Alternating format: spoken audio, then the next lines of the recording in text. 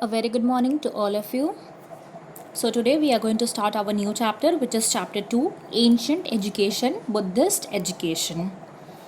So, in our chapter 1, which is Ancient Education, which was Ancient Education, Vedic period education, in that chapter, we are discussed about the Vedic education, which is mainly focused on the dharma, religion, liberation, emancipation. According to them, the aim of education is liberation. So they are those who believes on Veds, those who believes on dharma, religion. Today we are going to discuss about the Buddhist education. In due course, the form of Vedic education had become very complex. In the beginning, the education aimed at self-realization and emancipation. The form of Vedic education had become very complex. In beginning, the education aimed at self-realization and emancipation. जो वैदिक education था वो कैसा हो गया था, was very complex हो गया था, बहुत डिफिकल्ट हो गया था. It is very hard to understand the concept of Vedic education because they aimed at self realisation and emancipation. Emancipation which means mukti, moksha. तो जो वैदिक एजुकेशन था उनका एम क्या होता था, सेल्फ रियलाइजेशन करना, खुद के बारे में, सेल्फ के बारे में, और इमांसिपेशन यानी उनका ये कहना था कि अगर हम एजुकेशन लेते भी हैं तो आवर ओनली एम, हमारा एम क्या होना चाहिए, वो होना चाहिए emancipation. The only aim according to them, the only aim of education is to achieve emancipation यानी मोक्ष पाना. But later on various vices such as, बाद में कुछ वाइसेस आए यानी कि कुछ डिफेक्ट्स आए, कुछ कमियां आई, कुछ दोष आए, वाइसेस आए, such as religious pomp and show, rigid performance of rites and ceremonies and superstitions has penetrated.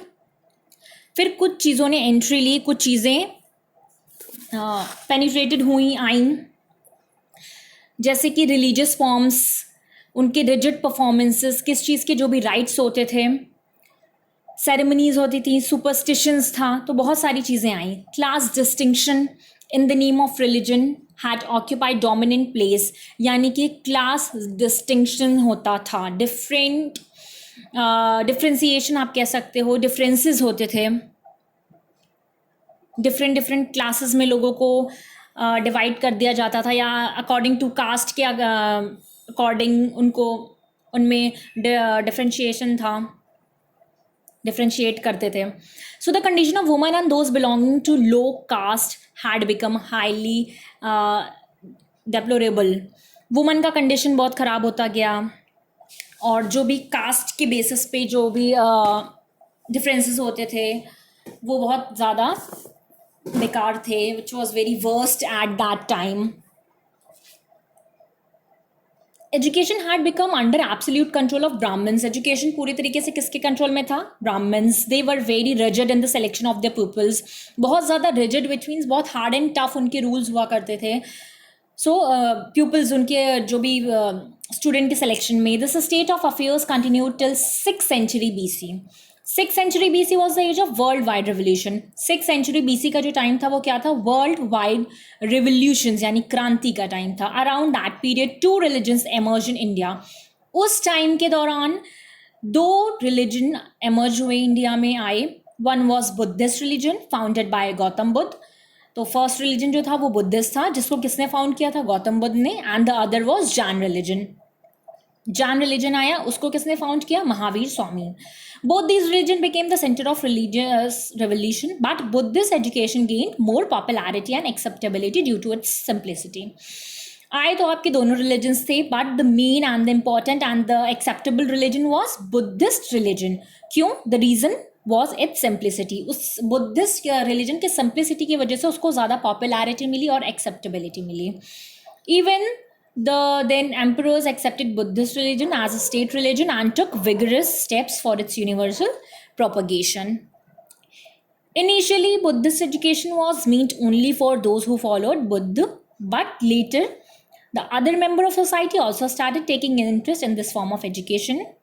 First of all तो इसमें क्या था, मोस्ट इम्पॉर्टेंटली बुद्धिस्ट एजुकेशन उनके लिए था जो बुद्ध को फॉलो करते थे, बट लेटर ऑन धीरे धीरे अदर मेंबर भी सोसाइटी के उन्होंने इसमें अपना इंटरेस्ट दिखाना इस एजुकेशन में स्टार्ट किया. Buddhism removed social and religious constraints and paved the ways for human welfare. Buddhism ने क्या किया, क्या चीज़ों को रिमूव किया? They remove social and religious constraints. जो भी सोशल और रिलीजियस कॉन्स्ट्रेंट्स थे, वो जो भी कमियां थी या जो भी उनके डिफेक्ट्स थे, उन चीज़ों को इन्होंने हटाया. And pave the ways of our women welfare. एक सर्टेनिटी भी इन्होंने बताई, एक रास्ता इन्होंने बताया एक वुमेन वेलफेयर के लिए. Buddhist education introduce desirable changes in वैदिक एजुकेशन. कुछ इन्होंने डिज़ायरेबल चेंजेस लाए वैदिक एजुकेशन में, बिकॉज क्या था कि जब वैदिक एजुकेशन में कुछ ऐसी चीज़ें थी जो मेनली कुछ चीज़ों पे ही क्या करती थी, फोकस करती थी. जैसे रिलीजन हो गया, फॉर एग्जांपल रिलीजन, एमेंसिपेशन, धर्म, ब्राह्मण्स और डिफरेंसेस, कुछ चीज़ें बहुत ज़्यादा इसमें. तो जब बुद्धिस्ट एजुकेशन जब एमर्ज हुआ तो इन्होंने the change a lot of things in वैदिक education. As a matter of fact, Buddhist education is a refined form of Vedic education. यहाँ पे हम कह सकते हैं कि Buddhist education क्या था, एक refined form, और you can call this refined या reformed हम इसे यहाँ पे कह सकते हैं form of Vedic education. In the words of Dr. E.E.K., for over 1500 years, Buddhist education was in vogue and developed a system of education which was a revival of Brahminic system, though in many ways similar to it. Gautam the Buddha revolted against the prevalent Brahminical religion.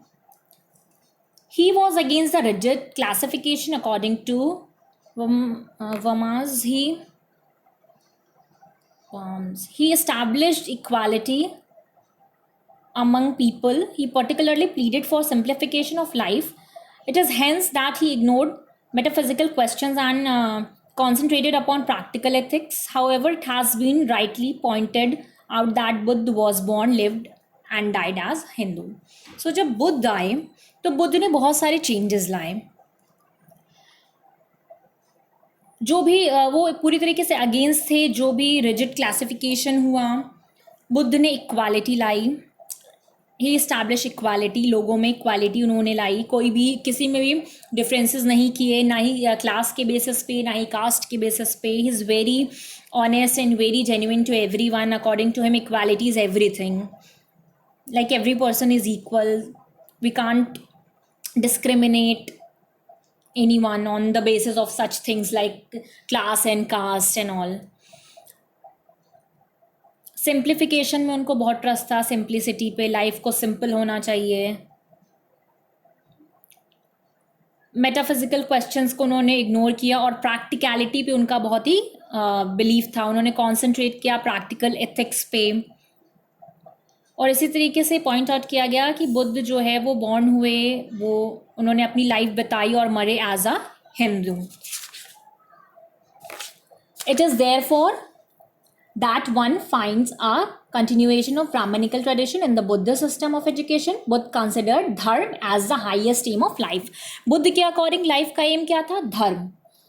What was preached was known as धर्म. जो भी preach किया जाता था उसको क्या कहते थे? धर्म. The monasteries and the Buddhist sung aimed at preaching of धर्म. तो इनका जो फोकस आया वो किस चीज़ पे आया? धर्म. जैसे वैदिक एजुकेशन का वेद्स पे था, एमेंसिपेशन पे था, इनका धर्म पे था. अकॉर्डिंग टू हिम धर्म is everything. So Buddhist education ने बहुत सारे चेंजेस लाए किसमें? इन वैदिक education. They don't believe in discrimination, distinction on the basis of class and religion or caste. They believes in equality, they believes in simplification, they believe in dharma. According to them, dharma is everything. According to him, dharma is the highest aim of life. So this is Buddhist education. I hope you can understand the meaning of Buddhist education easily. So that's all for today. Thank you so much.